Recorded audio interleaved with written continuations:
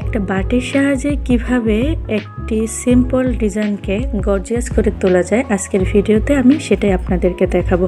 আপনাদের অনেক বেশি রিকোয়েস্ট থাকে আর্ট ভিডিও দেখানোর জন্য আমরা ডিজাইনগুলো কিভাবে আর্ট করি। তো আমি একটা বাটি এবং একটা কাগজের টুকরো গোল করে কেটে নিয়ে একটা শেপ তৈরি করে সেটার মধ্যে ফুলগুলো আর্ট করব।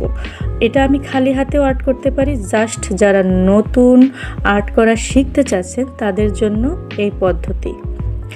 তো আমি কাগজের টুকরো দিয়ে গোল বাটিটা দিয়ে যে ভরাটটা রেডি করেছি তার মধ্যে কাগজের টুকরো দিয়ে ভরাট করে নিয়েছি, তার মধ্যে ফুলগুলো আর্ট করে নিয়েছি। তাতে কি হচ্ছে, ফুলের শেপটা খুব সুন্দর আসতেছে।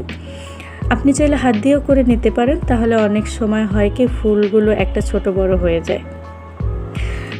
তো আমি এক এক করে বৃত্তের মধ্যে সবগুলো ফুল এঁকে নিয়েছি এবং পাতা আর্ট করার পালা, পাতাগুলো এক এক করে আর্ট করে নিচ্ছি।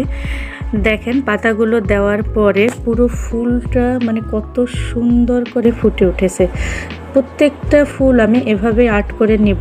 একটু ভালো করে লক্ষ্য করলে বুঝতে পারবেন ফুলগুলো আর্ট করা একদম ইজি।